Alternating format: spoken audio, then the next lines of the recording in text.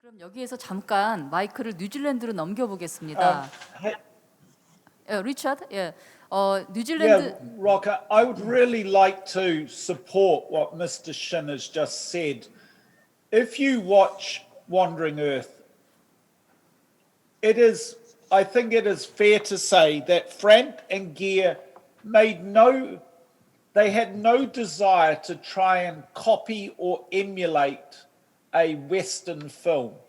They desired to create their own brand of Chinese science fiction, playing to a core Chinese story. You know, in the epic of their sci-fi, they kept bringing us back to the intimate of that core family story and core Chinese values. That story could have been told aboard a train at Chinese New Year in 1950. It could have been told on a submarine at the bottom of the ocean. It could have been told on an ice float in the Antarctic. It is such a universal story for Chinese people, but they told it in a sci-fi setting. And because it is defiantly and so originally sourced from the soul of Chinese culture, it had its own voice and it had its own power. And the point I'm making is that in many ways, the technical and artistic beauty of the sci-fi creative is secondary to the heart of the story. And I think this is the case with all films, is that what the audience seek is not spectacle, but they seek to form relationships with the characters on the screen. And what Frank created was an opportunity for a Chinese audience within the unique and beautiful setting of a sci-fi environment to watch an intimate story about what they know and enjoy. And another point I want to make is there's no magic in filmmaking as such. It comes down to a series of core tenets. And as you can see on the screen, one of those core tenets is being demonstrated by Frank and Gear right here in front of us.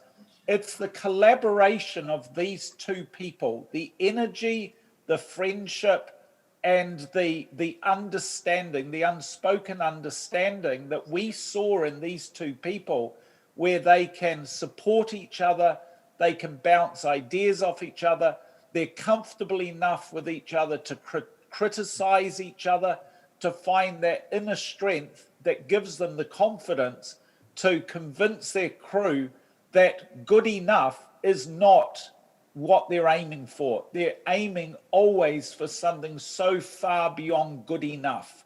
It has to be excellent. It has to break through the ceiling of what's been done before. And that magic came from the relationship between these two, and that friendship infecting the other people around them. It infected us. It caused us to see that in these two people, there was an extraordinary movie waiting to be made.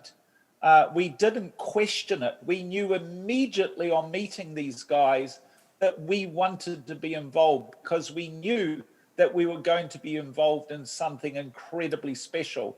And this is a year out before filming even started. And that was the special magic that I saw in this project. And it's a magic that can be found in Korea, in New Zealand, in Hollywood, in Iceland.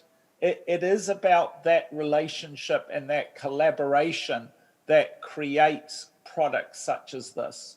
And I just hand the floor to Gino because him and I were talking before we came on, and Gino was reflecting on this very thing. Exactly, and it's something that I was saying to the students in the past couple of days when I was talking to them, how important it is to have a collaboration between the group. And also, it's like a captain of a ship. In this case, the captain of the ship is the director. And the captain of the ship can't sail a ship without a crew. And you're only as good as your crew, and you need to be able to trust in your crew. like you have trust with each other. You have a friendship and a bond, and then you had the same thing with your crew. But one of the things that I found really interesting is when I came out here for Lord of the Rings to work with Richard, one of the things that was so fascinating was when I saw the first designs of the film. It was so fresh and so different. It was so different from everything that I've seen back in Hollywood. And I worked in Hollywood for about 15 years before I came out here. But in Hollywood, if I went to a film, and even though I didn't know who did the effects, I could usually tell who did the effects, if it was Rick Baker, Stan Winston, or something, because each shop kind of puts their own style on it. But in this case, the designs were so fresh and different. I found it really, really exciting because it was designs that I'd never seen before. And a lot of it was because they were so far away from the Hollywood scene, as like they had to come up with their own stuff, which was great, which made it even more exciting for me to design the paint schemes for these creatures that I'd never seen before. But I think the same thing is for Asian filmmaking. I mean, to me, Asian filmmaking has always been very sci-fi. To me, that's the way sci-fi looks. One of my favorite films, of course, is Blade Runner. Love that. And when I would go to Hong Kong and walk down the streets in Hong Kong, I said, this is like a Blade Runner set. This is amazing. But I guess my point is you guys have your own style, which is really incredible and amazing, and is so different from anything that we've ever seen before. And keep doing what you're doing, and because that's the way to do it. Yeah, the trick is not to try and emulate. The trick is to define a new vernacular of Asian filmmaking that stands on the shoulders of the extraordinary uniqueness of Asian film over the last 100 years. And that's exactly what Frant and Gear did with Wandering Earth. Your work that you guys did was amazing. It's, I wish I could have been a part of the film. Sadly, I wasn't. But the work that was done, by the combination of you guys and coming, of course, to Weta, but the work that you guys have done was just phenomenal, just beautiful.